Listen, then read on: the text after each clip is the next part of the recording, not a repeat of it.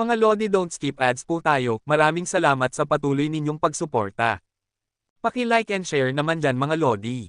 At sa mga gustong mag-donate sa ating GCash or regular na load, mag-comment lang po tayo. Para patuloy tayong makapag-upload ng mga bagong kabanata. Marami pong salamat. Kumusta mga Lodi, may bago tayong nobela, sana magustuhan nyo ang kwentong ito. Ito ay kwento ng isang kabataang lalaki na nagkaroon ng mahiwagang mga mata. Simulan natin ang kwento. Kabanata 301 hanggang Kabanata 310. Kabanata 301. Junior Yehan, hindi ko nakikita na magaling ka sa medisina. Tumingin si Zhang Yuming sa mga mata ni Yehan, tiningnan siya ng may kalahating ngiti at sinabi, pero nararamdaman kong parang manggagamot ka, hindi ka magsisinungaling, tama ba? Ate, hindi ako ang uri ng sinungaling na sinabi mo. Malungkot na sabi ni Yehan. Ngumiti si Zhang Yuming at sinabi, talaga. Ipakita mo sa akin kung may mali ba sa akin. Ngumiti ng kakaiba si Yehan, tumingin kay Zhang Yuming at sinabi, ate, talagang gusto mo bang tingnan ko? Siyempre, hindi mo naman makita, di ba? Ano ba ang mali kay Zhang Yuming? Sa katunayan, nang hawakan ni Yehan ang kamay niya, naramdaman niya ang pulso nito. Agad siyang bamulong ng kung ano sa tenga ni Zhang Yuming, at biglang namula ang mukha ni Zhang Yuming, parang hinog na mansanas, tumitig kay Yehan at sinabi, hindi ko alam na may pagkabastos ka pala. Nagkibit balikat si Yehan at sinabi, ate, ikaw ang nagsabi na basahin ko ito, paano mo ako masisisi na bastos? Pero ang hindi alam ni Yehan ay ang tila malapit na pag-uugali sa pagitan niya at ni Zhang Yuming ay nakita ng isang lalaking nasa katanghalian ng edad na may madilim na mukha. Kasama ng taong ito si Merong Chando kanina, pero hindi siya miyembro ng Southern Business Alliance, kundi isang negosyanteng Chino mula sa Malaysia. Tito Zhang, tingnan mo ang mukha mo, parang hindi ka ginagamot ng mabuti ng pamangkin ko. Nakangiting tanong ni Merong Chando nang makita ang madilim na ekspresyon sa mukha ng lalaking nasa katanghalian ng edad. Nang marinig ni Zhang Haotian ang mga salita ni Merong Chando, huminga siya ng malalim at sinabi, pamangkin Chando, nandito rin si Yuming ngayon. Makikita kita mamaya. Anyway, napagdesisyonan na ang kasal mo, at magkikita rin kayo mamaya o maya. Ito rin ay magbibigay sa iyo ng pagkakataon na palakasin ang relasyon ninyo. Nang marinig ito, ngumiti si Merong Tian at sinabi, pag-uusapan na si Yumeng, matagal na rin akong hindi nakakakita sa kanya. Narinig kong nag-aaral siya sa Shanghai City. Sa kasamaang palad, nalilimutan ako sa mga makamundong bagay. Wala akong ilang araw na bakasyon sa buong taon. Kung hindi, pumunta sana ako.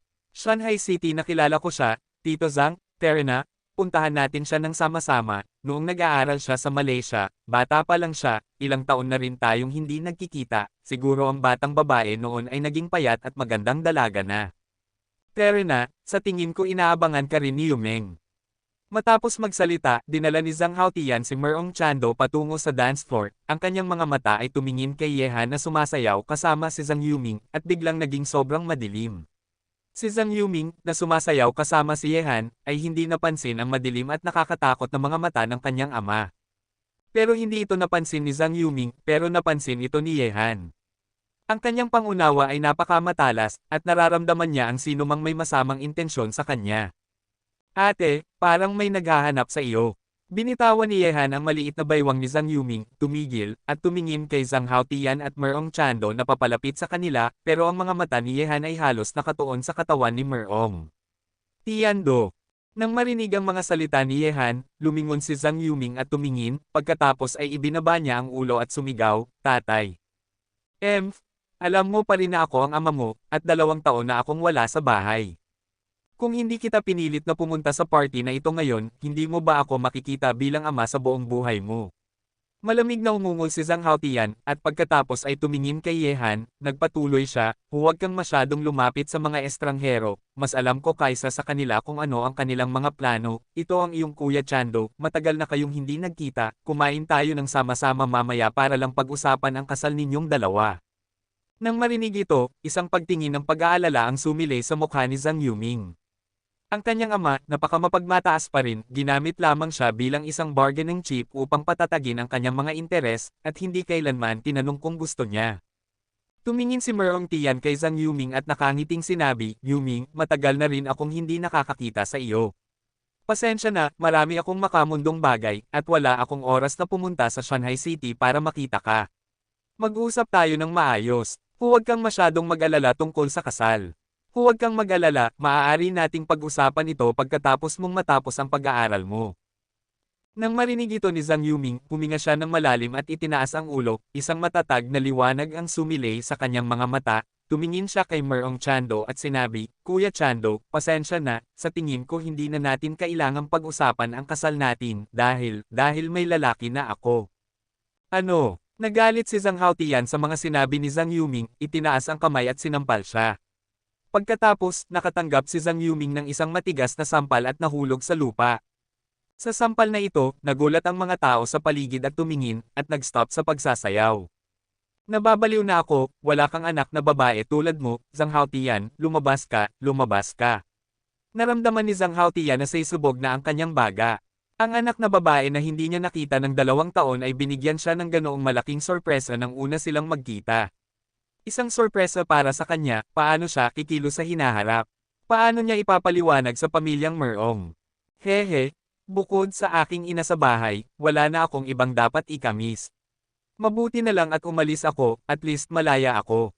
Tumayo si Zhang Yuming at malungkot na ngumiti. May hindi mabilang na kalungkutan at pagtanggi sa magandang mukha na iyon. Napakaramdam kay Yehan ng kaunting pagmamahal sa babaeng ito. Matapos marinig ito ni Merong Chando, madilim ang mukha niya sa isang sandali, pero dahil sa kanyang pagpipigil sa sarili, hindi niya maipahayag ang emosyong ito. Tiningnan lang niya si Zhang Yuming na kalmadong tumayo. Ang kanyang kahalili, ang pinakamagaling na binata sa timog, si Merong Tian ay may sariling pagmamataas at pagiging makapangyarihan. Ang kanyang babae ay hindi dapat magkaroon ng relasyon sa ibang lalaki, kung hindi, gaano man kaganda at perpekto ang isang babae, hindi niya ito papansinin.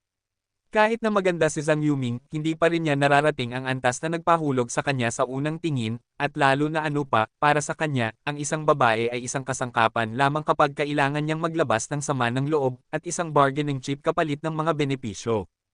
Gayunpaman, si Zhang Yuming ay maaaring ituring na kanyang kasintahan, si Merong Chando, kaya ang kilos na ito ay maaaring ituring na paglalagay ng sungay sa kanya. Bastard! Ikaw ba yan? Hindi ba? Bigla, tumitig si Zhang Haotian kay Yehan na may mabangis na mukha, ang kanyang mga kamay ay nakahawak pa rin sa kwelyo ni Yehan, na parang kakainin na siya. Nakita ito ni Yehan, medyo hindi na siya makapagsalita. Paano siya mapapabilang? Tatay, hindi siya, bitawan mo. Nang makita ang mga kilos ni Zhang Haotian, nag-aalala si Zhang Yuming. Pero bago pa siya matapos magsalita, itinulak ni Yehan si Zhang Haotian palayo, at walang pakialam na sinabi, karapat-dapat ka bang maging ama? Ano ang kinalaman mo dito? Kalmadong tumingin si Merong Tian kay Yehan, at sinabi, kung ang taong ito ay talagang may relasyon kay Zhang Yuming, sa timog, ipaalam niya sa mga tao na hinawakan niya si Merong Tian. Ano ang mangyayari sa mga babae sa kabisera? Kabanata 302. Ngumiti ng bahagya si Yehan at sinabi, syempre wala itong masyadong kinalaman sa akin, ito ang problema ng pamilya ninyo, kaya patawarin niyo ako sa hindi pagsama. Gusto kong umalis, Yehan. Kung may daan patungo sa langit, hindi ka pupunta. Kung walang daan patungo sa impyerno, pupunta ka at boboto. Kung dumating ka ngayon, huwag kang umalis. Nasaan si Merong Wei? Patayin mo siya para sa akin. Nang handa ng iwanan ni Yehan ang gulo, biglang nagsalita ang isang malamig at mamamatay na boses. Sa likod ni Merong Chando, lumapit si Merong Gio, na puno ng masasamang espiritu. Nang makita si Yehan, isang bagay lang ang nasa isip niya. Hangarin, patayin siya. Nang marinig ito, nagulat ang lahat ng naruroon, pagpatay. Angkop ba ito ngayong araw ng pagtatatag ng Southern Business Federation? Lumingon si Yehan. Tumingin siya kay Merong Gio na papalapit na may masamang ekspresyon, ang kanyang mga mata ay unti-unting lumiit. Gusto ba ng lalaking ito na gawin sa kanya ang isang bagay dito? Gayunpaman, matapos mahulog ang mga salita ni Merong Gio, isang malaking bilang ng mga bodyguard ang nagsiksikan sa clubhouse, naghihintay ng utos ni Merong Gio. Ang mga taong ito ay hindi ordinaryong mga bodyguard. Malakas na mandirigma. Xiao Gio, kilala mo ba ang taong ito? Tumingin si Merong Chando kay Yehan at walang pakialam na nagtanong, at malamig na sinabi ni Merong Gio, Kuya, siya si Yehan mula sa Shanghai City, papatayin ko siya ngayon, matutulungan mo ba ako? Sa sandaling lumabas ang mga salita, nagulat muli ang paligid, si Merong Gio ng pamilyang Merong ay talagang gustong patayin ang binatang ito. Siya pala iyon. Bahagyang ngumiti si Merong Tian, at malamig na sinabi, dahil ikaw ang gustong pumatay, ako, ang nakatatandang kapatid na natural gang, ay nagkaroon ng tsismis na napakamakapangyarihan sa East China, at natitisod si Jiang Yutang. Dapat bang pasalamatan ni Jiang Yutang ang aking mga salita? Ang mga salita ni Merong Chando ay nagpalamig ng mga mata ni Yehan, ang pinakamagaling na binata sa Timog, na hinahangaan ng lahat ng mga kilalang tao sa negosyo. Ito ba talaga ang kanyang panukala? Hindi ba ito ang lalaking nakikipagkarera sa amin kagabi? Bakit niya pinagalit ang pamilyang Merong? Hindi ko alam. Titingnan ng sitwasyon kagabi, ang lalaking ito ay tila napakaprestihiyoso sa Jiangsu at Zhejiang, pero kung pinagalit niya ang pamilyang Merong, kahit na masiyahan siya sa Jiangsu at Zhejiang, hindi magiging madali ang buhay. Tinitingnan si Merong Wei na lumitaw sa lugar, ang grupo at ang mga mayayamang bata ay lahat ay tumitig kay Yehan kagabi. Tumingin si Wu Tianxiu sa likod ni Yehan at nagngisi, at sinabi, napakalakas ng loob ng lalaking ito, naglakas loob siyang manginsulto sa pamilyang Merong. Manood na lang tayo, tiyak na magbabayad ang lalaking ito. Ang sinabi ni Wu Xiao ay tama, patay na ang lalaking ito. Tumugon ang mga taong sumunod kay Wu Tianxiu. Habang ang lahat sa clubhouse ay nakikipagpalitan ng kamay upang panoorin ang kasiyahan, tumingin si Yehan kay Merong Tian at bahagyang ngumiti, at sinabi, may chismis na ang pinakamagaling na binata sa Timog ay isang bihirang henyo na natitirang magaling, pero nakikita siya ngayon, ang chismis na ito ay medyo hindi makatotohanan, isang magandang araw ngayon para sa pagtatatag ng iyong Southern Business Alliance, talagang magiging madugong ito. Malaking pula, malaking lila, ano ang problema? Tumingin si Merong Tian kay Yehan at sinabi, kamakailan lamang, may chismis na isang napakamakapangyarihang tao ang lumitaw sa East China, at kahit na si Jiang Yutang, isang matandang Jiangho, ay nahulog sa iyong mga kamay. Totoo, kung hindi dahil sa pagtatatag ng Southern Business Alliance, gusto kong makilala ka ng ilang sandali, at tama ang panahon ngayon, hayaan mong makita kung gaano kakagaling na patalsikan si Jiang Yutang. Sa tingin mo ba magiging banta ako sa iyo? Tanong pabalik ni Yehan. Hindi. Walang sino man ang makakapagbanta sa akin sa Timog. Kalmadong sinabi ni Merong Tian, kahit na umalis ako sa pamilyang Merong, walang sino man ang makakapagbanta sa akin sa Timog, hindi ikaw, hindi sino man. Kung gayon, bakit mo gustong gawin ang isang bagay ngayon? Patuloy na nagtanong si Yehan habang nakatingin kay Merong Chando na may ngiti sa kanyang mukha. Hindi ko kayang kuskusin ang buhangin sa aking mga mata.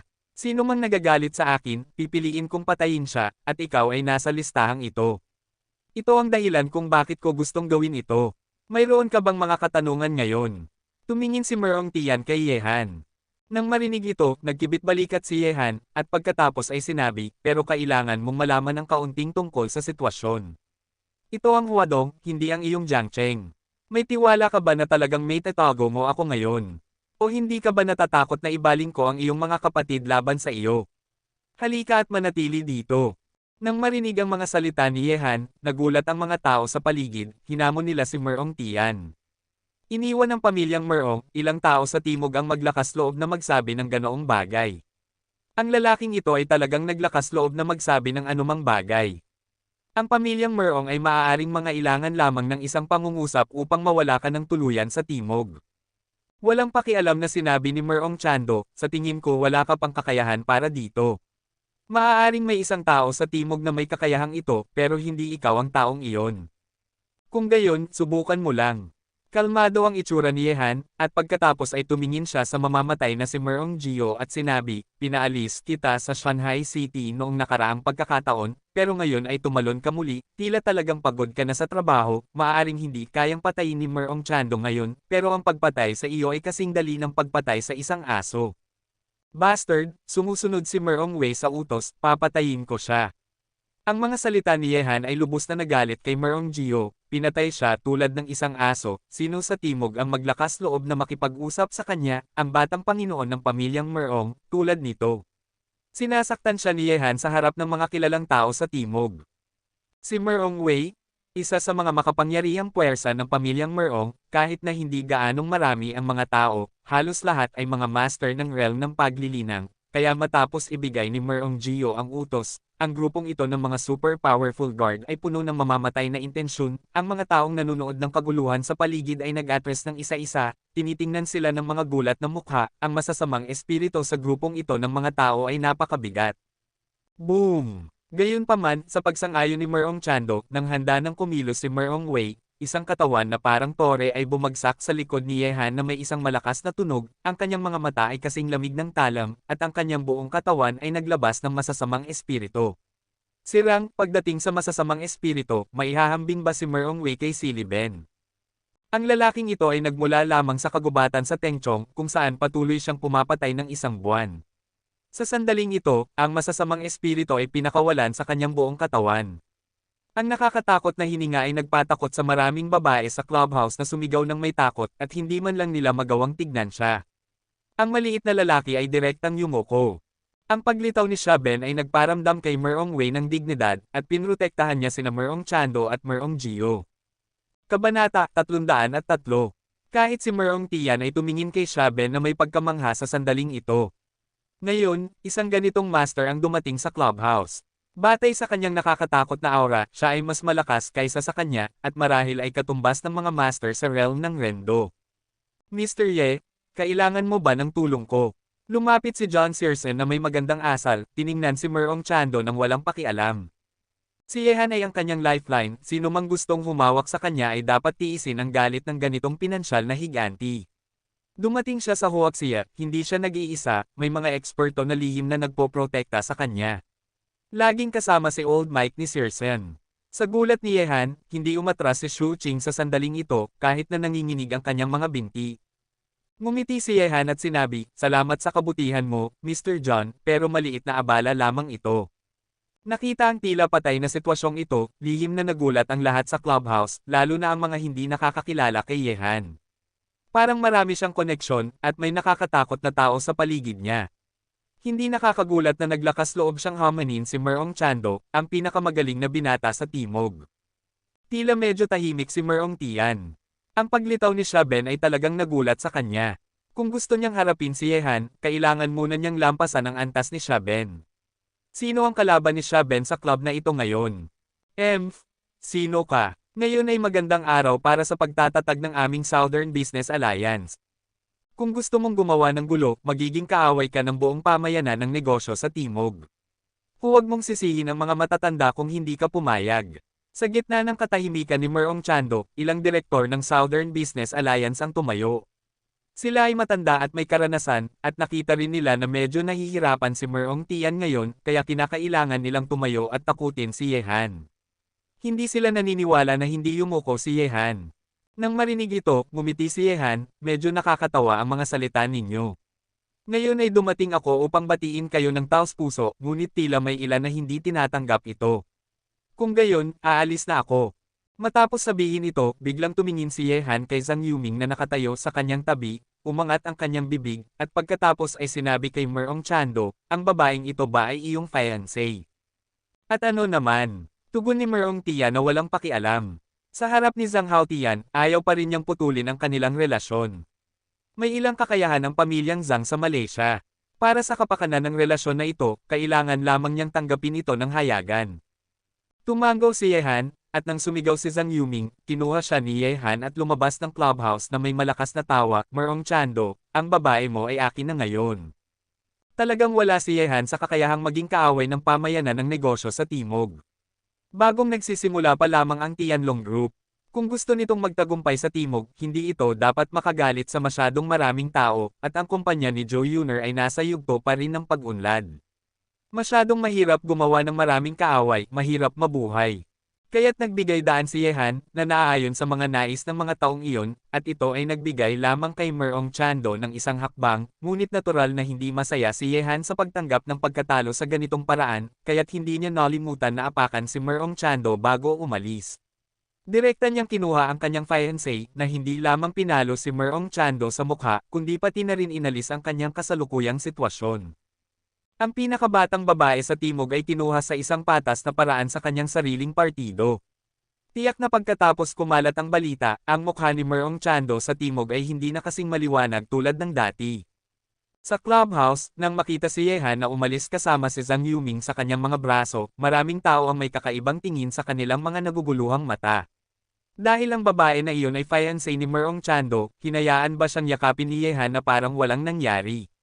Ang nakakaistorbo ito. Yehan? 3 araw mula ngayon, ang laban sa Westlake, hihintayin kita. Tumingin kay Yehan na umalis, napakakalmado ni Merong Tian. Na parang hindi naapektuhan ng mga aksyon ni Yehan. Nananatili pa rin siyang number 1 na binata sa Timog na nakakumbinsi sa mga malalaking negosyante sa Timog. Walang pakialam kung makipaglaban ako sa iyo. Ngumiti si Yehan, at mabilis na umalis sa clubhouse na kasama si Zhang Yuming sa kanyang mga braso. Nang marinig ang mga salitang ito ni Yehan at umalis, nagulat ang mga tao sa clubhouse. Sa harap ng appointment ni Merong Chando, sumang-ayon si Yehan. Sino mang may kaunting kaalaman sa ilalim ng lupa ay alam na si Merong Tian. Bagaman nasa negosyo, ay may mataas na prestihiyo sa ilalim ng lupa at ang kanyang lakas ay kapansin-pansin. Kilala rin siya bilang pinuno ng 4 na batang ginoo sa Timog. Ang kanyang nakakatakot na pamilyang pinagmulan at lakas ay ginagawa siyang number 1 na binata sa Timog. Sumang-ayon si Yehan na makipaglaban sa kanya. Mayroon bang pagkakataong manalo? Walang dahilan si Yehan upang tanggihan ang panukala ni Merong Chando na makipaglaban, higit pa rito, gusto rin niyang makita kung gaano kalakas si Merong Chando. Maganda ang takbo ng buong Timog sa kanya. Senior Zhang, oras na para tayo ay maghiwalay. Nang makaalis sa clubhouse, ibinaba ni Yehan si Zhang Yuming na namumula. Ang dahilan kung bakit niya dinala si Zhang Yuming palabas sa harap ng lahat ay dahil gusto niyang apakan si Merong Chando. Pangalawa, kung ang babaeng ito ay patuloy na manatili sa loob, ang ganid na ama niya ay maaaring hindi malaman kung paano tretuhin siya bilang kanyang sariling anak. Di ko alam kung saan pupunta. Naguluhan si Zhang Yuming. Ngayon na nag-away siya sa kanyang ama, kahit na siya ay malaya, ano ang gagawin niya sa hinaharap? Magpapatuloy ba sa paaralan? O maghanap ng taong gusto niyang pakasalan? Para sa buhay na ito. Malaki ang langit at lupa, laging may lugar para sa iyo. Hinaplos ni Yehan ang kanyang balikat at sinabi, magandang bagay na makawala ka sa mga tanikala. Sa pinakababa, makakahanap ka ng iyong sariling pag-aari sa hinaharap. Mabuhay sa isang hola. Nang marinig ito, tumingin si Zhang Yuming sa langit, ngumiti ng bahagya, at sinabi, oo, hindi ba ito ang buhay na inaasahan ko?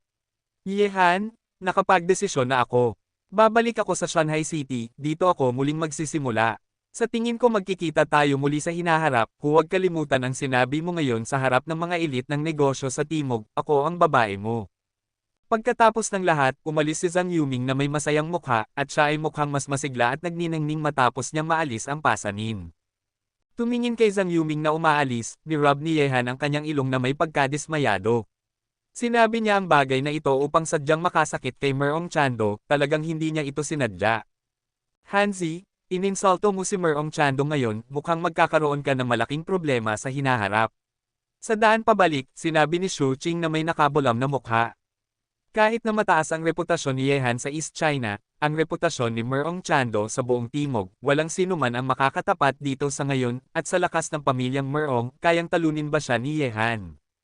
Ngumiti si Yehan at sinabi, darating din ang oras na maiinis ako, pero hindi ko inaasahan na darating ito ng maaga, ngunit maaaring hindi isang hindi mapagtagumpayang Diyos si Merong Chando, at maaaring hindi isang bundok na hindi mapagtagumpayan ang pamilyang Merong. Basta't gagawin mo ito, lahat ay posible. Bago naging overlord ng Timog ang pamilyang Merong, hindi ba sila umakyat sa kapangyarihan ng hakbang-hakbang sa pamamagitan ng pag-apak sa mas malakas kaysa sa kanila? Dumating si Yehan sa partido ngayon, sa katunayan, gusto lang niyang makita si Merong Chando, isang magandang binata mula sa Timog, at wala nang ibang naiisip. Sa ngayon, talagang ayaw niyang harapin si Merong Chando ng maaga, dahil mayroon pa siyang mga bagay na dapat ayusin sa Sushutang at Chansunyuy, ngunit ang mga bagay ay hindi nangyari ayon sa plano. Itinulak siya ng tadhana sa Chenyuan, na pinipilit siyang simulan ng salungatan kay Merong Chando ng mas maaga. Nang marinig ito, nagbigay si Shu Qing ng isang ngiti ng pagkawalang gana. Kahit na iyon ang sinabi niya, gaano karaming mga bagay ang magagawa niya. Ang pamilyang Merong ay matagal nang nakaugat sa Timog sa loob ng mga dekada, kahit papaano, hanggang ngayon, walang sino man ang makakahigit sa kanila. Kabanata 304. Pero dahil pinili niyang tumayo sa panig ni Yehan, natural na gustong suportahan ni Shu Qing si Yehan. Ang pagtayo sa koponan ngayon ay nag-iwan sa kanya ng walang pagpipilian kundi ang bumalik.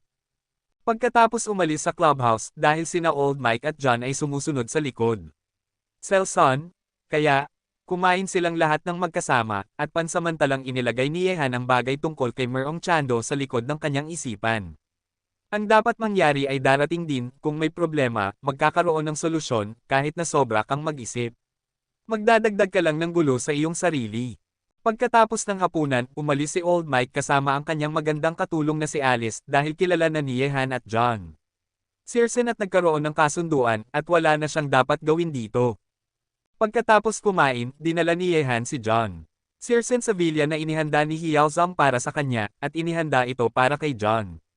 Suriin ang iyong sarili, ang sakit na zombie ni John. Ang Selson ay nasa advanced na yugto na. Maaaring sabihin na ang sakit na ito ay maaaring pumatay sa kanya anumang oras. Kung gusto siyang pagalingin ni Yehan, imposibleng magamot siya sa loob ng 1 o 2 araw.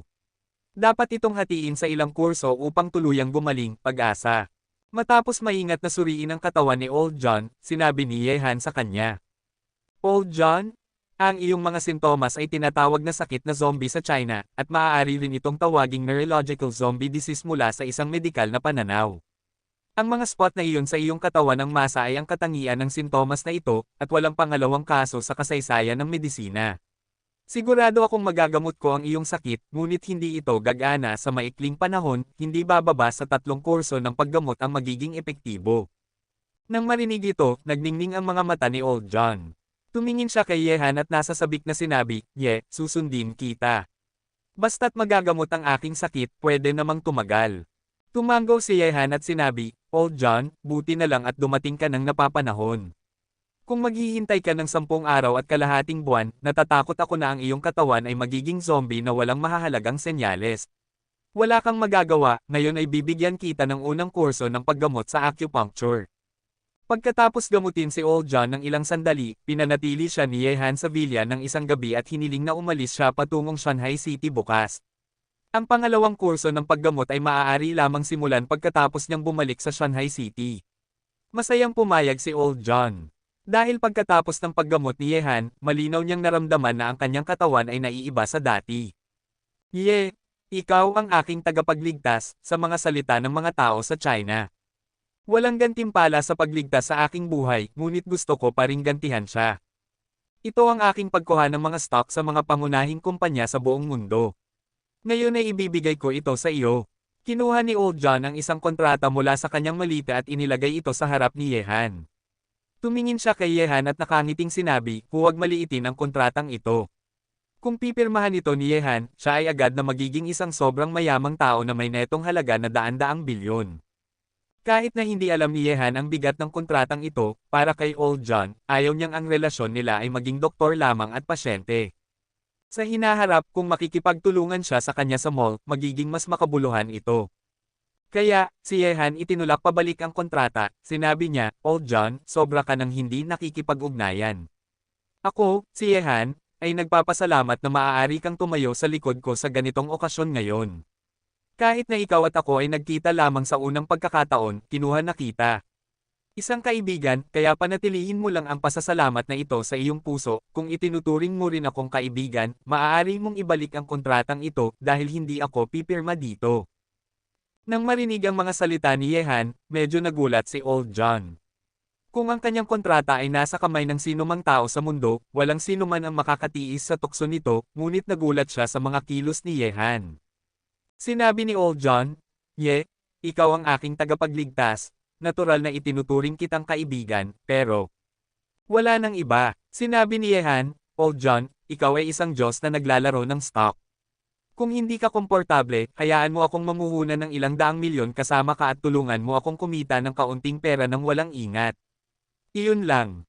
Ganun lang ka-simple. Tumingin si Old John kay Yehan na naguguluhan. Ganun lang ka-simple. Sinabi ni Yehan, Old John, totoo, mayroon din akong sariling negosyo, at maaaring makipagtulungan ako sa iyo sa mall sa hinaharap.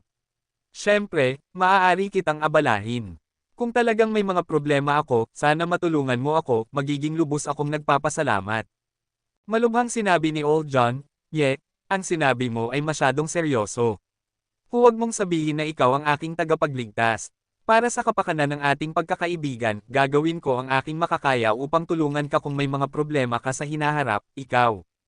Nilinis ni Yehan ang kanyang buhay nang walang anumang gantimpala. Para kay Old John, si Yehan, isang binatang mas bata ng 30 o 40 taon kaysa sa kanya, ay naging kaibigan na niya. Tanungin mo lang, sino ang nakaharap sa isang kontrata na nagkakahalaga ng daan-daang bilyong dolyar.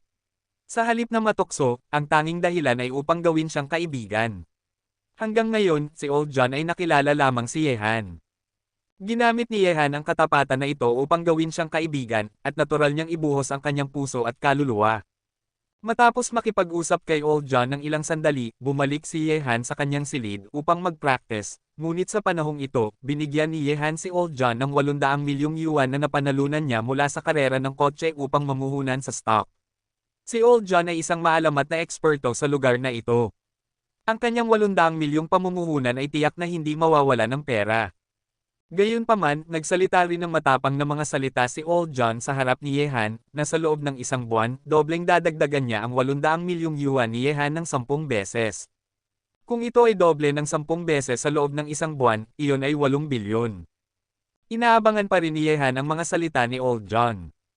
Maaga kinabukasan, umalis si Old John patungong Shanghai City. Siyempre, hindi siya nag-iisa, at may mga kanluraning eksperto na lihim na nagpoprotekta sa kanya.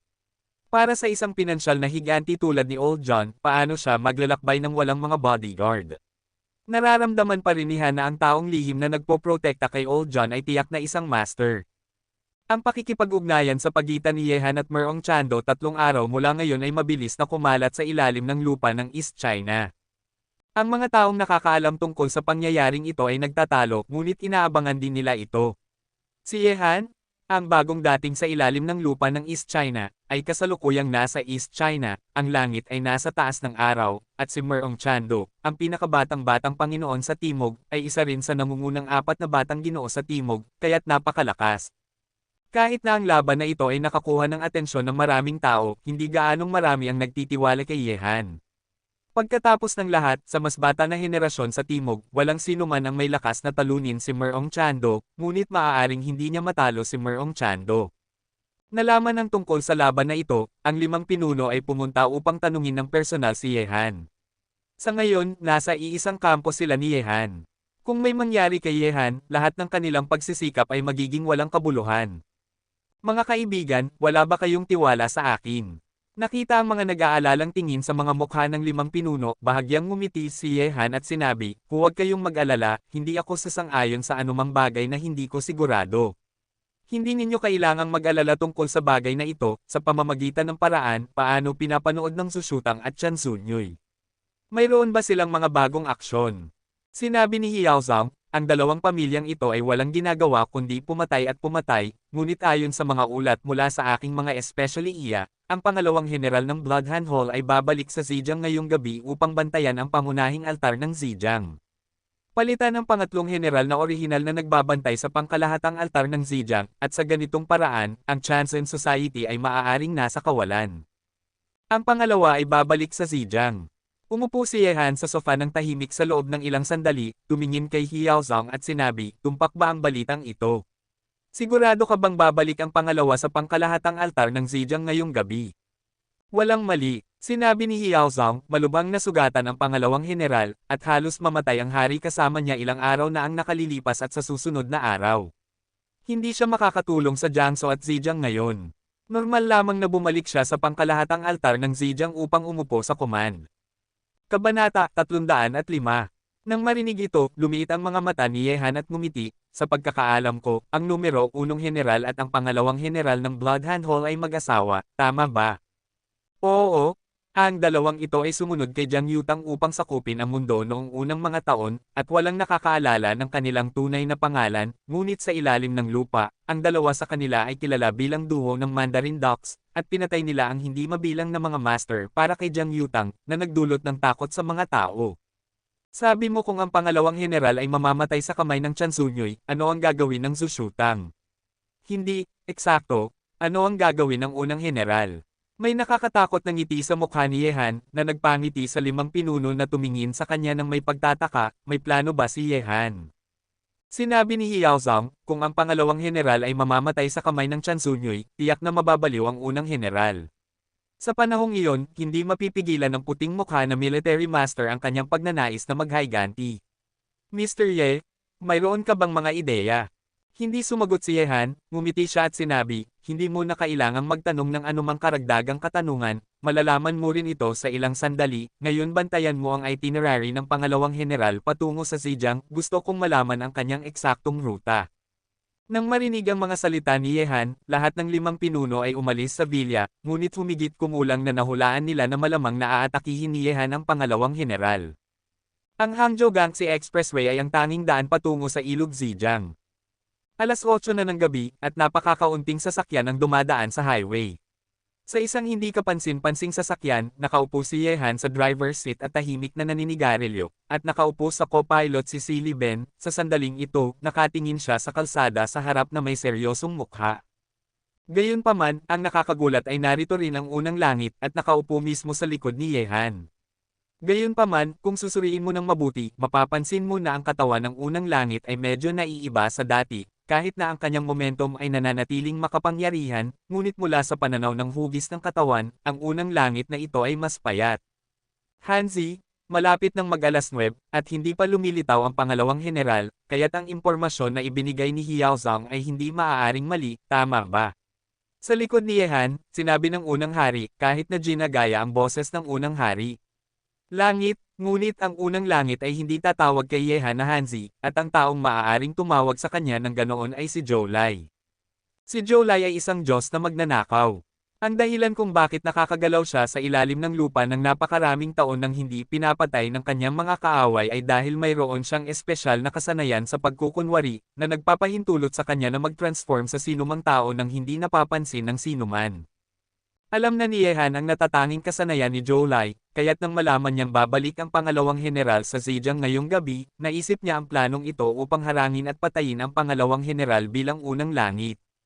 Kung sasabihin ni Zhou Lai na hindi matatapos ang planong ito, kung malalaman ng numero 1 general na ang unang langit ang pumatay sa kanyang asawa, gamit ang grupong Tianshan na nasa ilalim ng kanyang kontrol, tiyak na hindi siya makakapagpigil at maghihiganti mula sa unang langit. Sa panahong iyon, maaaring ito ay Zushutang at Chansen panahon na para sa isang tunay na malaking pamimili, ang isang partido ay hindi kailanman mamamatay, hindi kailanman mamamatay. Itinapon ni Yehan ang putol ng sigarilyo sa bintana, at sinabi, maghintay ka ng kaunti, si Hiao Zhang ang pinuno ng ilalim ng lupa sa Jiangsu at Zhejiang, dapat na tama ang kanyang balita, kapatid Zhou, maghintay ka hanggang dumating ang pangalawang general, at gagawin ang lahat ayon sa plano. Huwag kang mag-alala, ang aking kasanayan sa pagkukunwari ay hindi makikita ng paningin ng pangalawang general, lalo na sa highway na ito na may itim na ilaw at bulag na ilaw. Ngumiti si Zhou Lai, ang kanyang mga mata ay puno ng mamamatay na intensyon. Darating na. Bigla, tumingin ang mga mata ni Yehan sa ilang mga sasakyan na nagmamaneho sa kalsada sa harap, at bumalik ang pangalawang general sa Zhejiang. May 3 sasakyan sa kabuuan. Anong tatak, anong numero, at ilang tao ang naroon? Malinaw na nasuri ito ni Hiao Zhang. Nakita ito, pinaandar ni Yehan ang sasakyan, at isang magandang drift ang tumawid sa gitna ng kalsada, na pinilit ang convoy ng pangalawang general na huminto sa highway, at pagkatapos ay nakita niya ang mga tao mula sa susyutang na lumabas ng sasakyan na may seryosong mga mata. Tinitingnan ng mga sasakyan sa gitna ng kalsada, sa likod nila, naglalakad ang pangalawang general. Sa ilalim ng ilaw ng sasakyan, makikita na ang kanyang mukha ay medyo mapotla, ngunit ang kanyang mga mata ay nananatiling matalim. Pangalawang general, huwag kang maglakad ng walang problema. Tumalon si Zhou Lai na nagbibihis bilang unang hari mula sa sasakyan at tumayo sa gitna ng kalsada. Tumayo siya na nakalagay ang mga kamay sa likod niya at tumingin sa pangalawang general na may makapangyarihan at walang pakialam na mga mata. Nang hindi itinatago ang mamamatay na intensyon sa kanyang mga mata, tumingin ang pangalawang general sa unang langit na lumitaw, biglang nagbago ang kanyang mga mata, naging mas mapotla ang kanyang mukha, at dahan-dahang umatras, tulad ng iba pang mga master ng Bloodhound Hall. Isa-isa silang umatras na parang nakaharap sa isang kakilakilabot na kaaway. Bumalik ka sa Zhejiang, pangalawang general, hindi ka bibigyan ng pagkakataong ito ng langit na ito. Ngayong gabi, dapat kang manatili sa Jiangsu at Zhejiang. Pagkatapos ng lahat, gumalaw ang unang langit. Isang nakakatakot na ipu-ipo, puno ng pagmamataas, ang nagwalas ng mga master na nag-escort sa pangalawang general ng susyutang hanggang sa kamatayan. Ang buong proseso ay tumagal ng mas mababa sa 5 segundo, at ang makapangyarihang imahe ay nagparamdam sa pangalawang general ng sobrang kaba. Kakilakilabot, siya ay malubhang nasugatan ngayon, paano siya magiging kalaban ng unang langit sa kanyang kasagsagan. Pangalawang Heneral, mamatay ka. Sa panahong ito, nakita ko ang unang langit na sumugod palabas, dinaig ang pangalawang heneral gamit ang kanyang makapangyarihang mga suntok. Ito ay lubos na nakakatakot. Ang pangalawang heneral ay nagbigay ng isang malamig na sigaw, at sinalakay ang kamao ng unang langit, ngunit sumuka siya ng dugo sa unang banggaan, at umatras ng paulit-ulit. Pero habang umatras siya, muli na namang dumating ang pag-atake ng unang langit sa harap niya. Ang kanyang makapangyarihang mga kamao ay bumamba sa kanyang katawan, direktang sinira ang mga meridian sa kanyang katawan, at sinira pa ang kanyang mga panloob na organo. Sa ganitong kakilakilabot na suntok, unti-unting nawala ng malay ang pangalawang heneral matapos mahulog. Sa ganitong malubhang pinsala, alam niyang hindi siya mabubuhay sa pagkakataong ito. Kahit na hindi ipinagpatuloy ng hari ang pag-atake sa unang araw, hindi siya mabubuhay ngayong gabi. Pangalawang heneral, bibigyan kita ng kaunting hangin sa mundong ito ng hari. Huwag kang mag-alala, bababa ang unang heneral upang maging kasama mo sa lalong madaling panahon. Hindi ko hahayaang makatakas ang sinuman sa Bloody Hand Hall.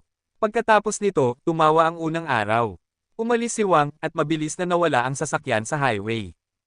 Isang luha ang tumulo mula sa sulok ng mga mata ng pangalawang heneral. Nasa ilalim ng lupa siya ng napakaraming taon at pinatay ang hindi mabilang na mga tao. Ngayon, sa wakas ay namatay siya sa Huangquan. Gayunpaman, napakasama niya dahil wala siyang oras upang magpaalam sa kanyang asawa. Kinuha ng pangalawang heneral ang kanyang mobile phone, tinawagan ang numero 1 heneral dahil ito lang ang natitira niyang oras sa kanyang buhay. Ang pangalawa ay isang babae.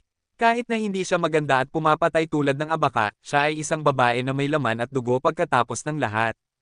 Para sa isang masamang tao, mahirap talaga para sa kanila na bitawan ang kanilang damdamin.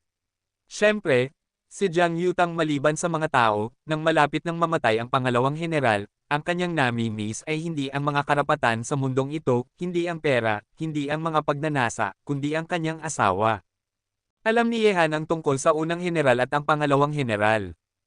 Ang mag-asawang Mandarin Duck na ito ay maaaring nabuhay ng payapang buhay, ngunit nagalit sila sa isang makapangyarihang kaaway noon. Nang habulin at patayin sila ng kaaway at wala nang mapuntahan, si Jiang Yutang nilinis nila sila, kaya mula noon, naging kanan at kaliwang kamay sila ni Jiang Yutang, pinapatay ang lahat ng kanyang kaaway, nagtataho ng walang katapusang dugo sa kanilang mga kamay, at sinakop ang ilalim ng lupa ng East China. Sa huli, parehong ang unang heneral at ang pangalawang heneral ay mga mahirap na tao, at ang trick ng kapalaran ay nagbago ng kanilang buhay. Sa sasakyan, pinapanood ang pangalawang heneral na ibaba ang telepono, nagbuntong hininga si Yehan. Sa totoo lang, hindi sila umalis, ngunit pinanood ang pangalawang heneral na mag-dial ng telepono sa kalsada na hindi kalayuan. Ito ang kanilang plano sa simula. Iwanan ang pangalawang heneral at hayaan siyang sabihin sa unang heneral kung ano ang nangyari dito. Pinaandar ni Yehan ang sasakyan, huminto sa lugar kung saan nakahiga ang pangalawang heneral, pagkatapos ay lumabas ng sasakyan at lumuhod, tumingin sa pangalawang heneral na may gulat sa kanyang mga mata at sinabi, ang pamumuhay sa antas na ito na hindi maabot ng mga ordinaryong tao, mga intriga, ang pagsasabuatan ay isang karaniwang bagay, huwag mo akong sisihin, sino ang nagpalagay sa atin ng mga kaaway, huwag kang mag-alala, hahayaan kitang umalis ng walang sakit. Kabanata 306. Salamat, magiging iyo ang huwadong sooner or later. Ang boses ng pangalawang heneral ay magaspang, walang saya o lungkot, at dahan-dahan niyang ipinikit ang kanyang mga mata. Pagkatapos ay kinuha ni Yehan ang isang gintong karayom at tinusok siya. Ganap na nawala ang pangalawang heneral, tinapos ang kanyang pagdurusa. Qin Tianwang, nais kong magbayad ka sa dugo. Sa madilim na kalangitan ng gabi, ang tunog ng pagpatay na parang huni ng mga lobo ay umuulit sa isang tiyak na courtyard. Ang nakakatakot na aura sa nakakatakot na tunog ay kasing nakakatakot ng isang prehistorikong hayop, ngunit kung mararamdaman mo ito ng maingat, mayroon ding alo ng walang katapusang kalungkutan at pighati na kumakalat. Tinitingnan ng puting mukha na iskolar ang unang heneral, nakakunot ang noo at sinabi, kahit napatay na ang pangalawang heneral, hindi ka dapat mawalan ng katinoan dahil dito. Malamang na ito ay isang sabuatan ng unang langit upang sadyang provokahan tayo. Huwag tayong maloko, dapat mong harapin ang bagay na ito ng mahinahon.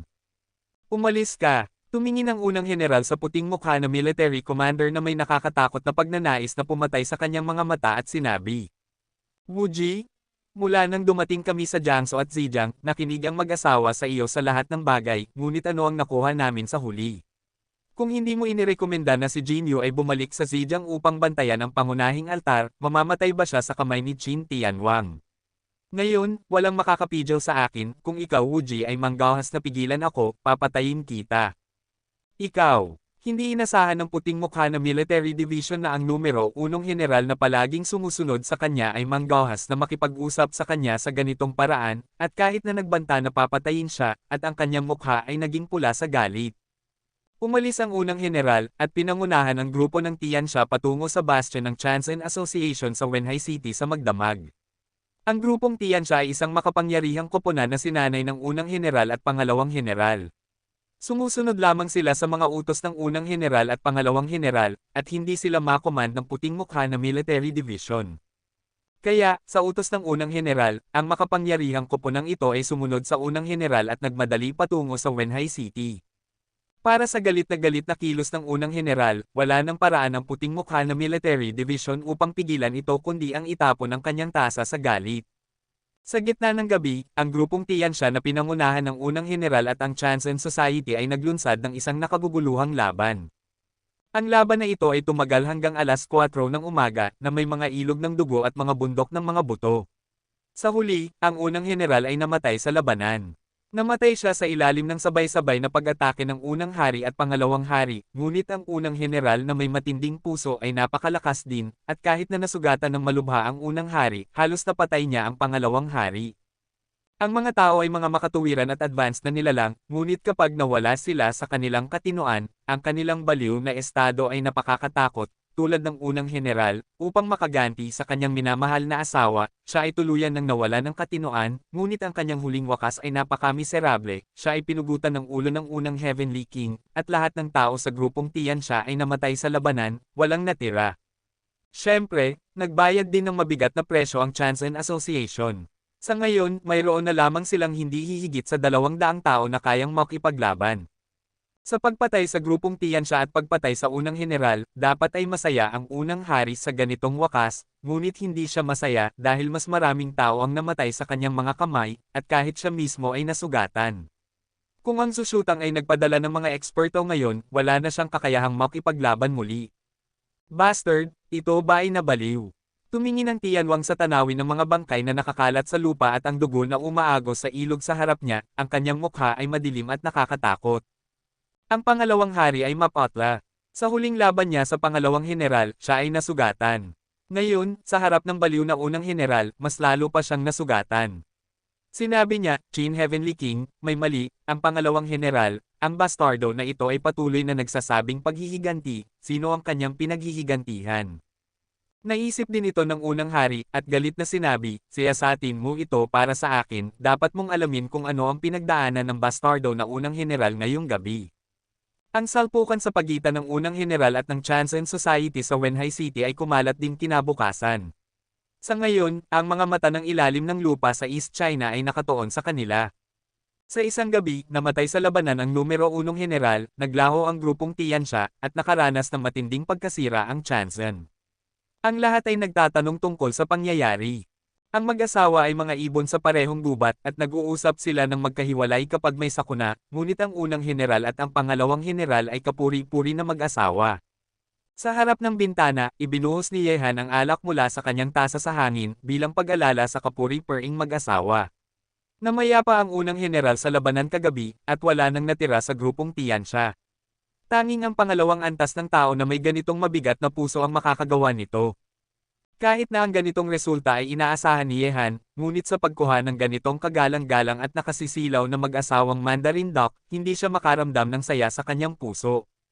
Hanzi, ganito ang mundo, hindi mo kailangang sisihin ang iyong sarili ng labis, kahit na hindi natin sila ginamit, maaari silang pumatay sa atin isang araw sa hinaharap.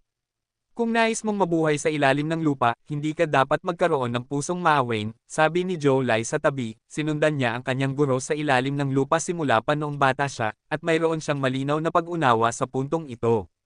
Namatay ang kanyang guro sa iba't ibang mga balak noon.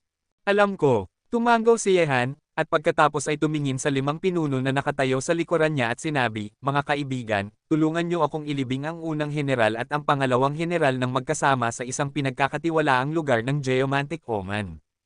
Sinabi ni Hiyaozong, Mr. Ye ay pinahahalagahan ang pag-ibig at katwiran, at ako, si Hiyaozong, ay humahanga sa kanya. Mangyaring huwag mag-alala, iiwan namin ang bagay na ito sa amin.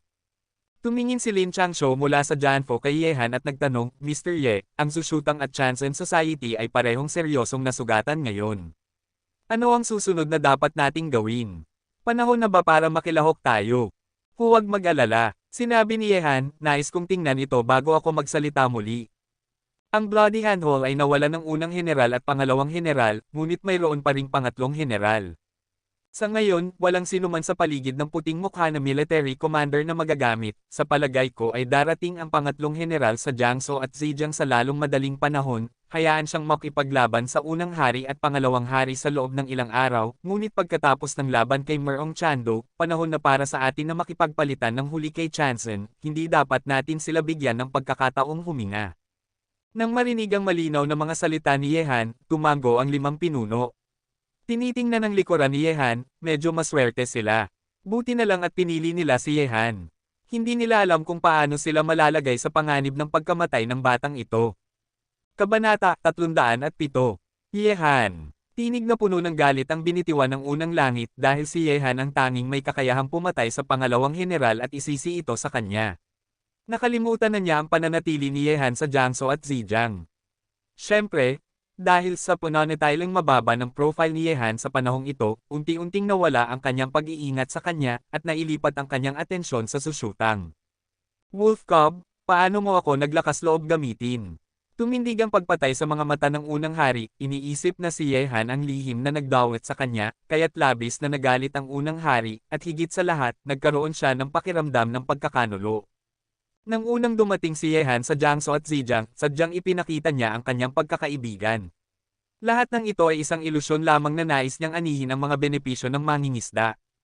Ang layunin ay upang padapain ang kanyang pag-iingat at saksakin siya sa isang kritikal na sandali. Unang Heavenly King, nagdusa tayo ng ganitong malaking pagkawala sa pagkakataong ito, kung ang Yehan na ito ay nais na atakihin tayo sa susunod, natatakot akong mahihirapan tayong pigilan siya. Ang dalawang master sa paligid niya ay hindi mas mababa sa atin, lalo na't parehong nasugatan tayong dalawa. Sinuri ni Wang kinabukasan. Nakalma ang unang hari at sinabi, ngayon na umabot na ang mga bagay sa ganitong kalagayan, wala na akong ibang magagawa kundi humingi ng tulong sa aking asawa. Madam para sa tulong. Nakakunot ang noo ni Wang sa susunod na araw, at ipinadala ng itim na balo ang dalawa sa kanila upang sakupin ang ilalim ng lupa sa East China, ngunit hindi lamang sila nabigo, kundi nagdusa rin ang mga tao sa ilalim ng kanilang pamumuno ng mabigat na pagkasira, at kailangan pa nilang pumunta sa punong tanggapan para humingi ng tulong. Talagang hindi siya masaya. Inisip din ng unang hari na inireklamo siya. Kahit na alam ito ni Yehan, hindi siya magugulat. Kung ang hari ng unang araw ay hindi man lang nagkaroon ng ganitong pananaw at kamalayan, hindi siya karapat-dapat na umupo sa posisyon ng unang Heavenly King sa Chansen meeting. Tulad ng inaasahan ni Yehan, sa ikatlong araw matapos ang pagkamatay ng unang general at pangalawang general, dumating si Ying Shan, ang pangatlong general ng Sushutang, sa Jiangsu at Zhejiang. Sa pagkamatay ng unang general at pangalawang general, nag-iisa siya sa Jiangsu at Zhejiang. Natatakot siya na ang unang hari at pangalawang hari ay papatayin siya anumang oras. Pagdating sa Jiangsu at Zhejiang, sinimulan ni Ying Shan na ayusin ang natitirang Disha Group. Sa ngayon, ang Disha Group ang huling natitirang puwersa sa Sushutang. Walang higit sa 300 tao ang kayang makipaglaban, ngunit sapat na ito upang harapin ang Chansen Society, lalo na dahil ang unang hari at pangalawang hari ay parehong nasugatan. Kaya, pagkatapos dumating sa Jiangsu at Zhejiang, inextend ni Ying Shan ang kanyang kamay sa unang hari at pangalawang hari. Hindi na nagtanong si Yehan tungkol sa mga susunod na kaganapan, dahil ngayon ang araw ng laban nila ni Merong Chando, at ang kanyang isip ay nakatuon dito. Hindi ito ang unang pagkakataon ni Yehan sa Westlake sa Hangzhou.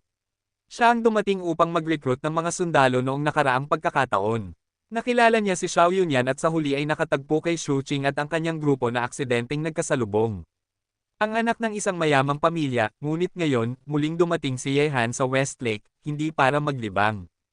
Mas marami ang line-up sa likuran ni Yehan ngayon kumpara sa nakaraan, sina Xia Ben, Zhou Lai, Xu Qing, at ang 5 pinuno, kabuo ang 9 na tao.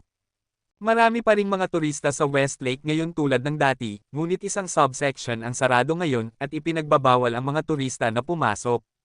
Ang mga gwardya ni Merong ay nagbabantay sa bawat pasukan. Nang walang pahintulot nila, walang makakapasok sa subsection na ito.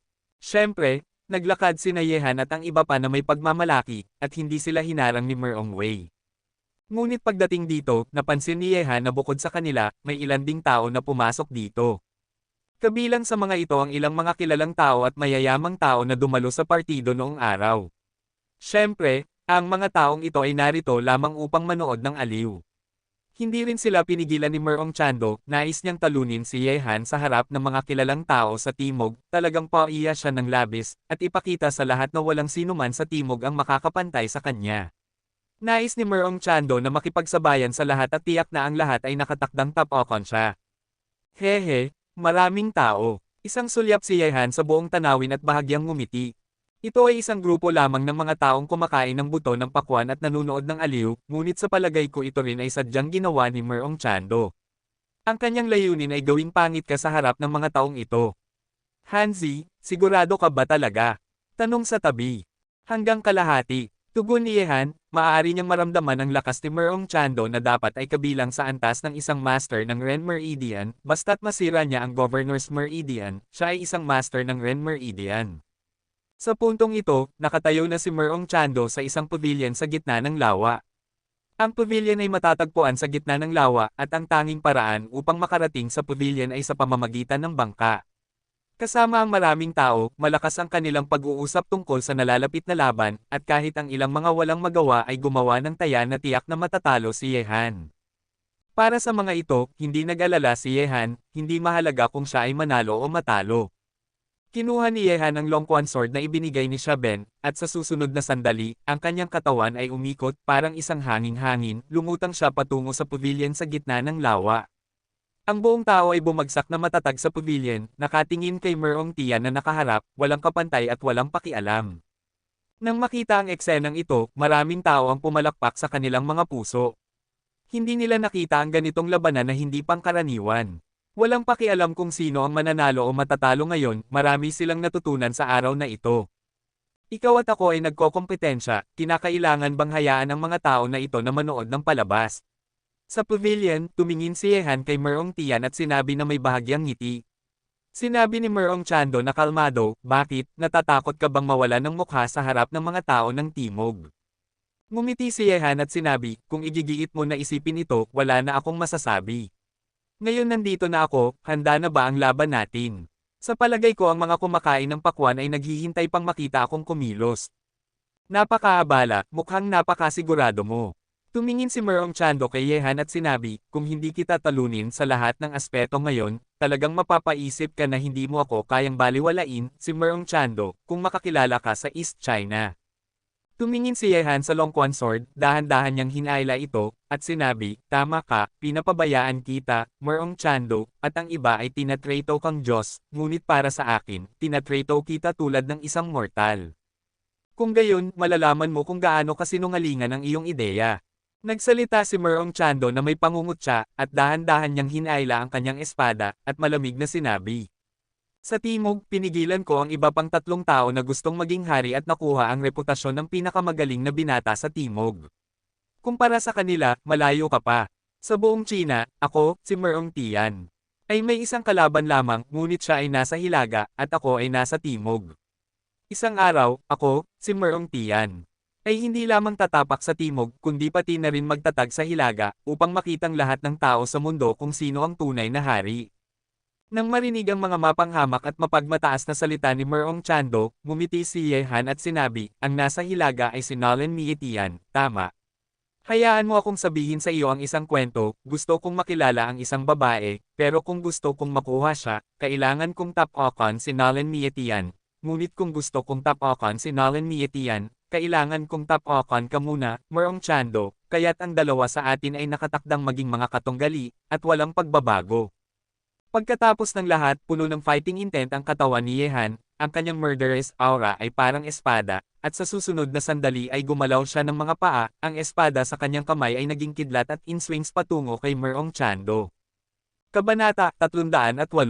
Sa gitna ng lawa, sa pavilion, nagkaroon ng hindi nakikitang enerhiya ng espada, at ang nakakatakot na malupit na hininga ay naglabas, na nagpasikip sa paligid ng hangin, na parang ito ay isang mundo ng mga espada, at ang mga mata sa paligid ng lawa ay lahat nakatuon doon.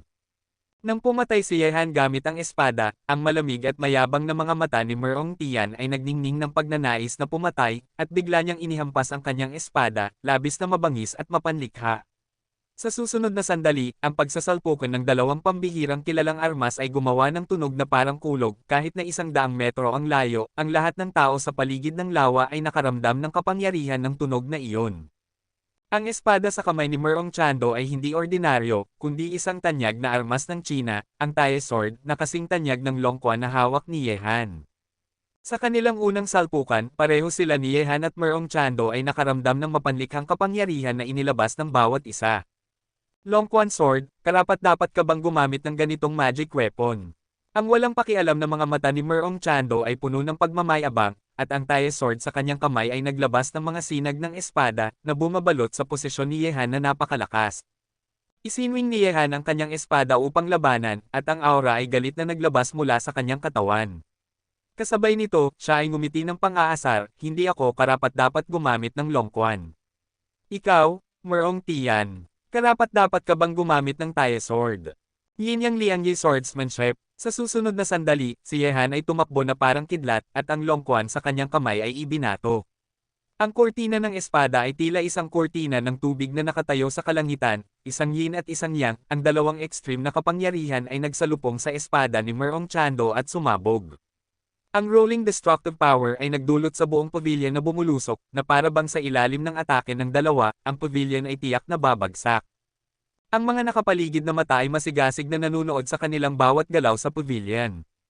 Ang napakabilis na mga figure ay lumampas sa limitasyon ng mga tao. Mahirap paniwalaan na ang bilis at lakas ng mga tao ay makararating sa ganitong antas. Nagkaroon ng isang malakas na tunog, at sa sandaling ito, sa ilalim ng salpukan ng nakakatakot na kapangyarihan ni Yehan at Merong Chando, hindi na kayang tiisin ng pavilion ang lakas nilang dalawa, at bigla itong sumabog, ang mga piraso ng kahoy ay lumipad ng paalang, at bumagsak sa lupa. Sa ibabaw ng lawa, ang mga alon ng tubig na 2 o 3 talampakan ang taas ay nagangat, na nagdulot sa mga mukha ng mga tao sa paligid na biglang manginig sa takot. Gayunpaman, kahit na nasira ang pavilion, hindi huminto ang laban sa pagitan ni Yehan at Merong Chando. Nagpapalitan sila ng mga atake, ang pagsasalpukan ng kanilang mga armas ay parang kulog, at ang pag-iingat ng ginto at bakal ay naglalabas ng mga spark na sumasabog, napakaganda.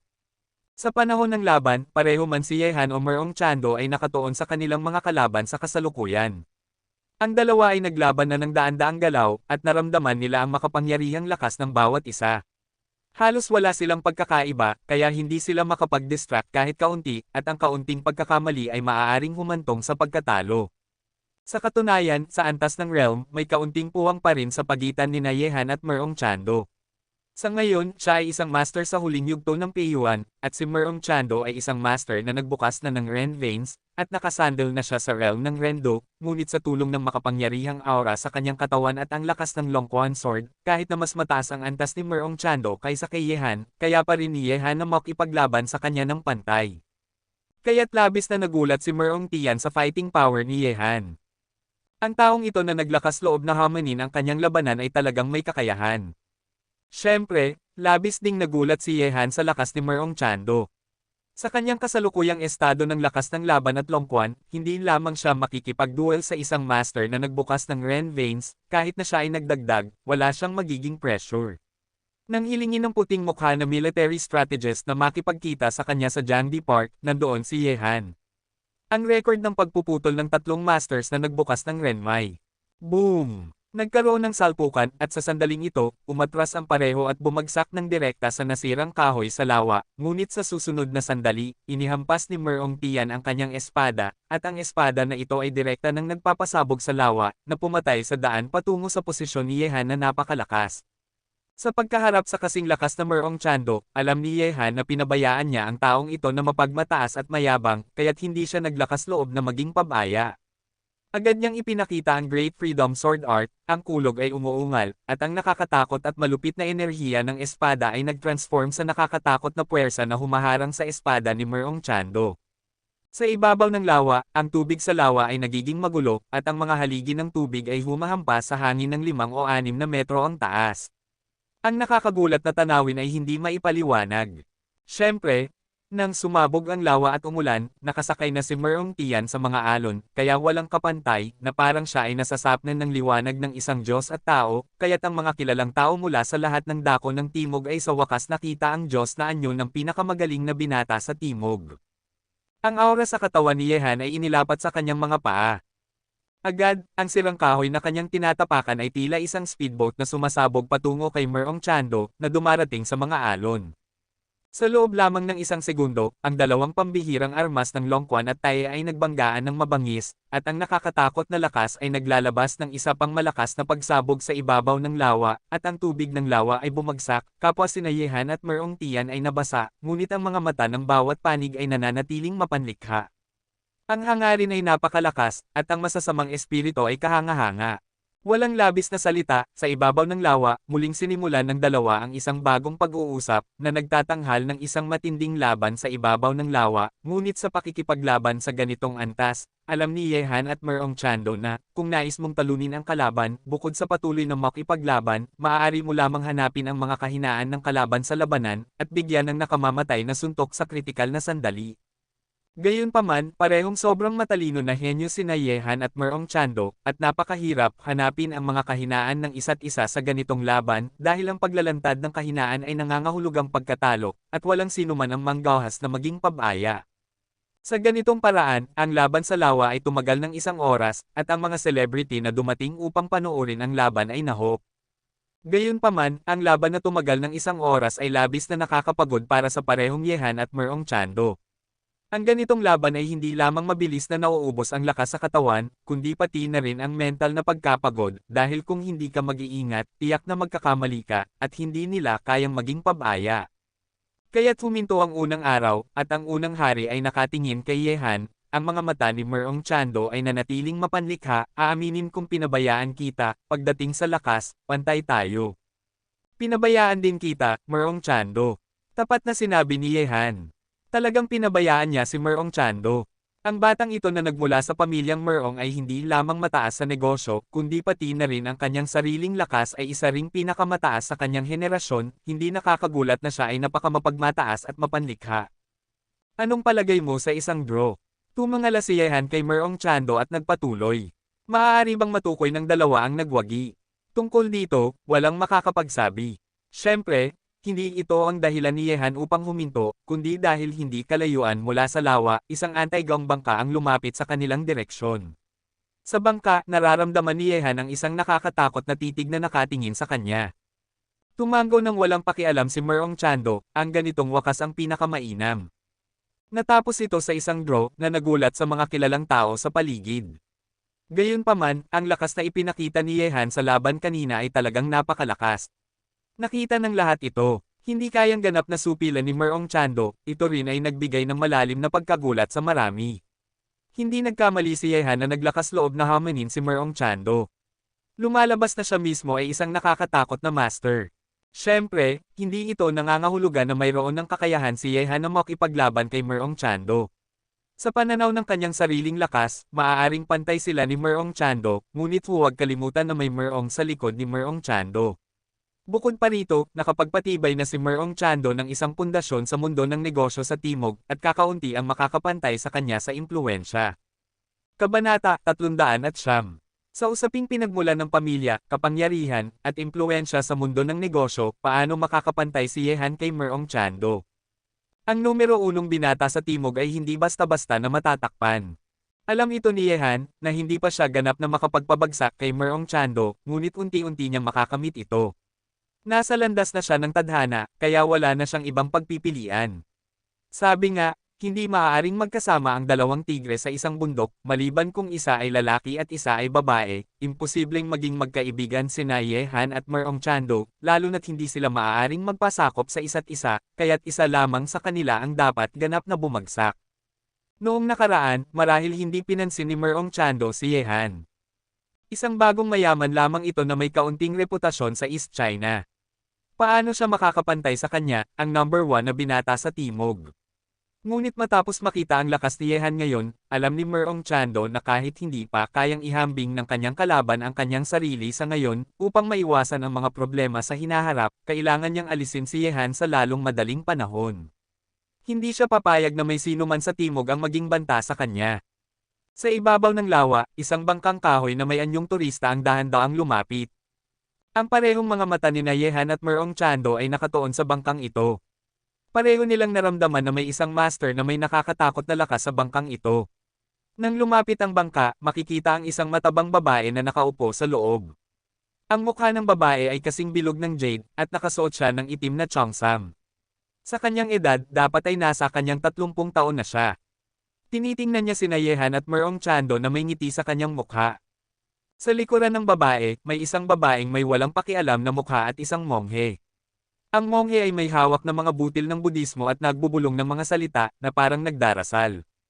Black Widow. Tumingin si Merong Chando sa babae na lumitaw, ang mga sulok ng kanyang bibig ay bumangon, at ngumiti siya ng may pang-aasar. Nang marinig ang mga salita ni Merong Chando, napagtanto ni Yehan na ang babaeng ito ay talagang ang Black Widow ng Chansen Society, ang babaeng may pusong parang ahas at alakdan. Maaaring nanghihingi ng tulong ang unang langit sa lalong madaling panahon.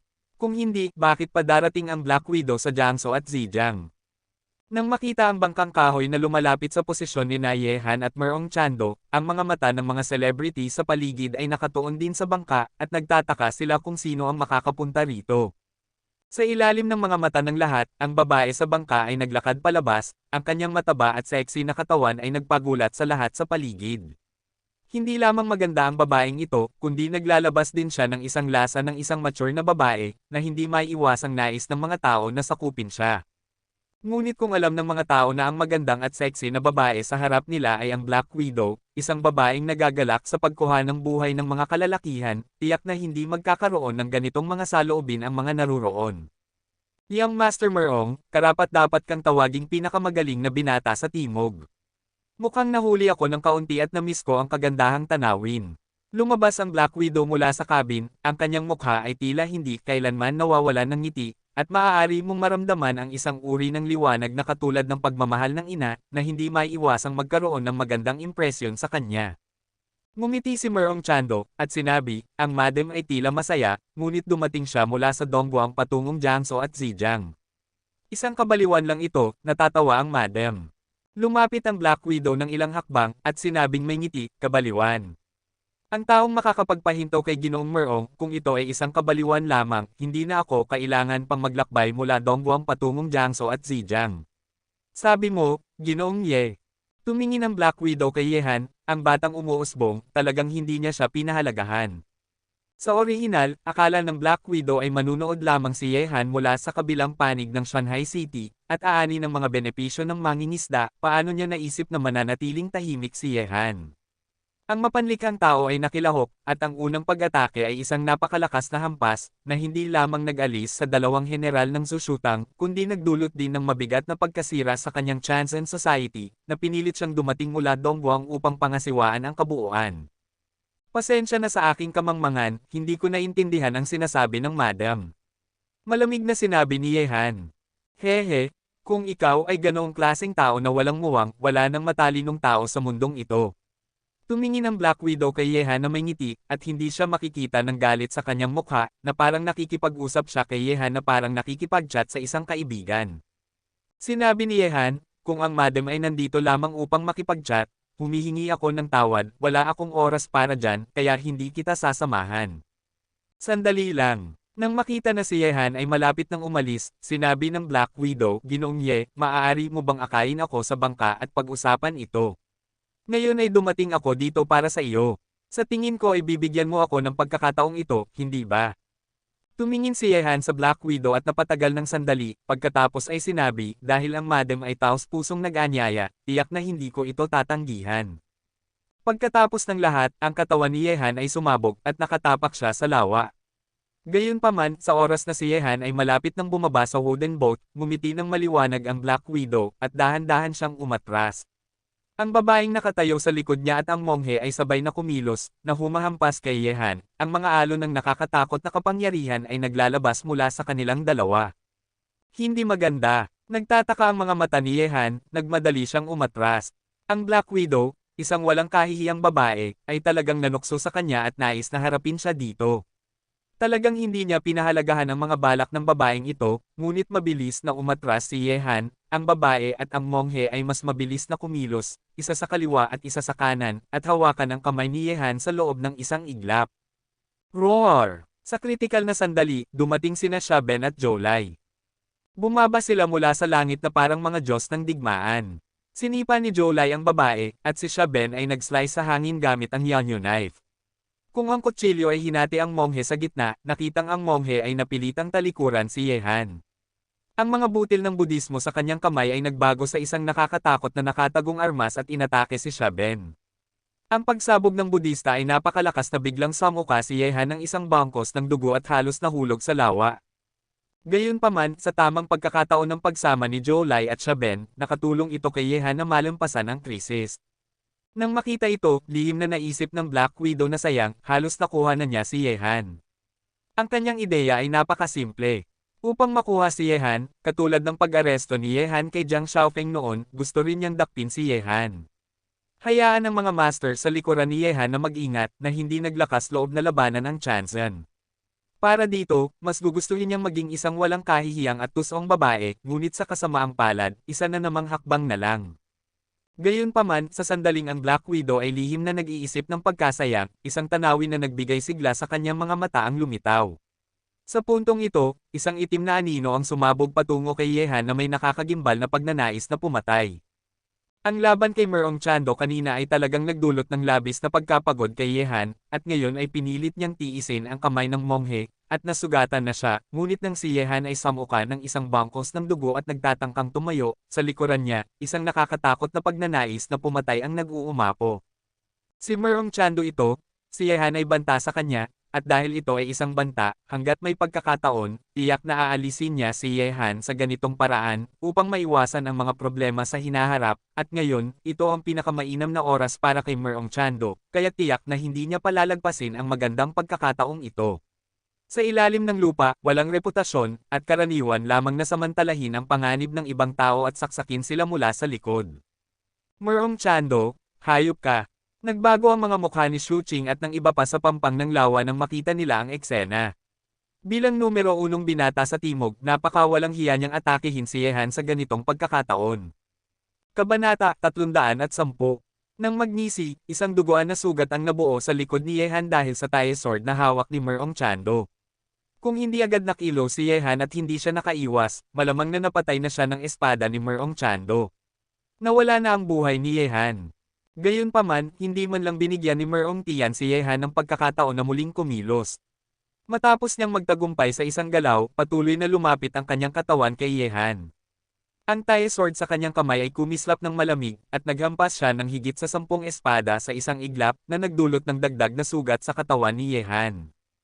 Nang makita ang eksena, bahagyang ngumiti ang Black Widow at sinabi sa kanyang sarili, Merong Chando, mukhang kailangan kong pasalamatan ka ng husto ngayon, maaaring mamamatay siya sa iyong mga kamay kung wala ako. Mas maganda pa, kung papatayin mo siya, hindi bababa sa ako, ang Chanzen, ay hindi na kailangang harapin ang misteryosong master sa likod niya. Nagsimula na ang laban. Si Siliben ay nakaharap sa monghe, si Jolai ay nakaharap sa walang pakialam na babae, at hinahabol at pinapatay ni Merong Tian si Yehan.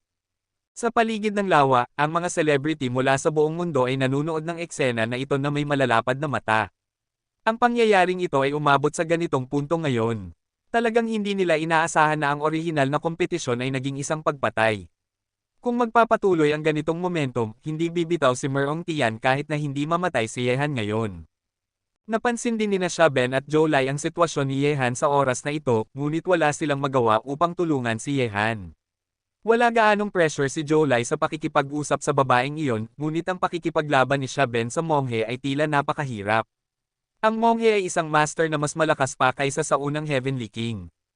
Isa siya sa dalawang King Kong ng Chanzen Society, ang galit na Buddha King Kong. Sa lawa, ang mga mata ni Yehan ay labis na malamig. Kung hindi niya nakita sa pamamagitan ng landas ng pag-atake ni Merong Chando gamit ang kanyang yin at yang na mga mata sa sandaling ito, malamang na napugutan na siya ng ulo. Sa lalong madaling panahon, sa ilalim ng paghabol ni Merong Chando kay Yehan, tumakas si Yehan sa gilid ng lawa. Sa likod niya, si Merong Tian ay masigasig na sumusunod, may pagnanais na pumatay. Yehan, mukhang ngayon ang araw ng iyong kamatayan, at hindi ka makakatakas. Lumipad si Merong Chando, tinitingnan si Yehan ng walang pakialam. Sa kanyang espada, patuloy na tumutulo ang dugo. Lahat ito ay kay Yehan.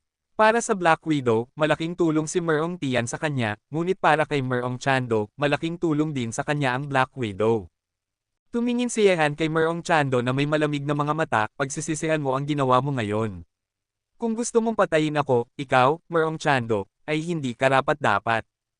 Matapos magsalita, kinuha ni Yehan ang isang instant explosive pill at inilagay ito sa kanyang bibig. Ang nakakalito na eksena ngayon ay nagtulak sa kanya na pumili ng ganitong uri ng tableta na nagdoble ng kanyang lakas ng laban sa isang iglap. Talaga, hindi mo ba iniisip na mayroon ka pa ring pagkakataong baguhin ang iyong pagkatalo sa tagumpay ngayon? Nagngisi si Merong Chando, at lumakad patungo kay Yehan na may hawak na espada. Ang kanyang mga mata ay puno ng malamig na liwanag at pagnanais na pumatay, ngunit sa sandaling pinili ni Merong Chando na patuloy na atakehin si Yehan, biglang nagkaroon ng malaking pagbabago sa katawan ni Yehan. Ang dating mahina ay biglang naging mabangis, at ang nakakatakot na hininga ay patuloy na naglalabas mula sa kanyang katawan ng paunti-unti, na nagdulot ng pagtigil ni Merong Tian. Tinitingnan siya ng may pagtataka, bakit biglang naging napakalakas ng aura ni Yehan. Merong Chando, ngayon ay oras na para kolektahin ko ang aking mga utang. Matapos inumin ang instant explosion pill, tumaas ang lakas ng laban ni Yehan. Naramdaman niyang ang kanyang katawan ay puno ng nakakatakot na puwersa ng pagsabog, at gusto niyang ilabas ito ng may galit. Nang magulat si Merong Tian, si Yehan ay parang isang ulo. Tulad ng isang mabangis na hayop, mabilis siyang sumugod sa kanya, ang aura sa paligid niya ay labis na nakakatakot, ang Longquan sword ay nakataas, walang anumang mga pambihirang galaw, direkta lang niyang pinutol si Merong Chando. Boom! Sa harap ng biglaang counterattack ni Yehan, hindi umatras si Merong Tian, ngunit sumulong gamit ang espada. Nagbanggaan ang Longquan at Taya, at isang nakakatakot na tunog ng ginto at bakal ang umalangaw-ngaw. Sa isang pagbanggaan at paghampas, si Merong Chando, na mukhang napakamapagmataas kanina, ay nagulat na umatras ng paunti-unti, ang kanyang mukha ay namula. Imposible! Ang pagkahilo sa kanyang katawan ay nagdulot ng biglaang pagtataka sa ekspresyon ni Merong Chando. Bakit biglang naging napakalakas ni Yehan? Gayunpaman, hindi binigyan ni Yehan si Merong Chando ng pagkakataon upang masuri ang isyong ito. Kahit na ang instant explosion pill ay maaaring mag-increase ng lakas ng laban sa isang iglap, limitado ang oras, kailangan niyang talagang makasakit kay Merong Chando sa loob ng oras na ito. Kaya, gumalaw muli si Yehan, napakamabangis, at patuloy na inatake si Merong Chando ng isang espada pagkatapos ng isa pa, nang hindi binigyan ng pagkakataon na huminga. Sa harap ng pag-atake ni Yehan na parang bagyo, si Merong Chando matapos tiisin ang ilang pag-atake, sa wakas ay hindi na niya natiis na samuka ng dugo, nagmamadaling umiwas sa pag-atake ni Yehan, ang kanyang mukha ay naging sobrang pangit. Ang ilang mga celebrity na napansin ang eksena ay lahat ay nagnanga sa pagkagulat, ang kanilang mga ekspresyon ay nagulat. Si Merong Chando, na nakakuha ng bentahe kanina, ay hinahabol at pinapatay ni Yehan sa sandaling ito, na nakaramdam ng pag-asa. Naisip niya kung mali ba ang kanyang mga mata, paano kaya ganito kamabangis na matapakan ni Yehan si Merong Chando. Ang kaibahan sa pagitan ng dati at ngayon ay napakalaki.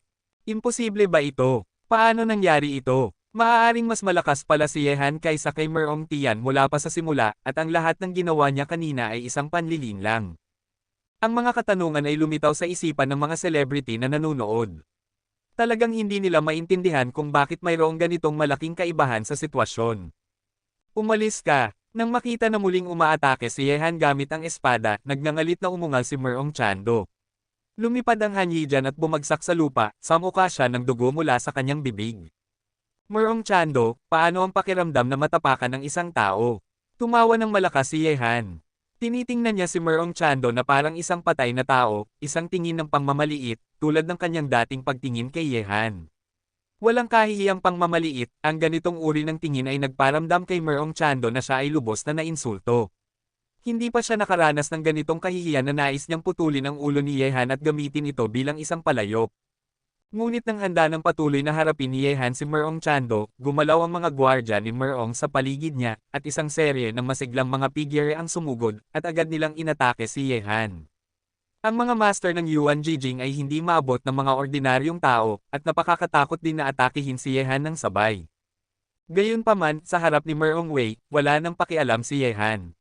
Nang makipaglaban siya kay Merong Chando kanina, hindi niya ito pinatay, dahil alam niya kung gaano kalaki ang epekto kung papatayin niya si Merong Chando. Ngunit si Merong Wei wala siyang ganitong pakialam si Yehan, pumatay ng mas maraming tao hanggat maaari, hayaan lamang siyang ilabas ang kanyang galit. Siyempre, gumalaw na si Merong Wei, at hindi na makapanood ang 5 pinuno, sumali rin sila. Naglaban sina Yehan at Merong Chando, at maaaring hindi sila makialam, ngunit kaya pa rin nilang harapin ang isa o dalawa sa mga tauhan ni Merong Wei gamit ang kanilang lakas. Sa huli, matapos iwan ni Merong Wei ang ilang mga bangkay, dinala nila si Merong Tian upang umatras at umalis sa lugar. Opisyal na natapos ang laban ni Yehan dito. Hindi siya masaya, ang kanyang posisyon sa timog ay tiyak na masisira ng laban na ito sa hinaharap. Sa katunayan, hinanap ito ni Merong Tian sa kanyang sarili. Ang laban na nagtapos sa isang draw ay orihinal na ang pinakamagandang resulta para sa kanya. Sa kasamaang palad, masyadong sakam siya at nais niyang patayin si Yehan dito upang maiwasan ang mga problema sa hinaharap. Ang kanyang kasalukuyang kapalaran. Gayunpaman, matapos ang laban kay Merong Wei, ang mga mata ni Yehan ay agad na napunta sa Black Widow sa Wooden Boat, may mga masasamang espiritu sa kanyang mga mata, ang tusong babaeng ito, halos mahulog siya sa kanyang mga kamay ngayon. Malanding babae, kumuha ka ng buhay. Mabilis na sumugod ang figure ni Yehan patungo sa Wooden Boat, papatayin niya ang Black Widow.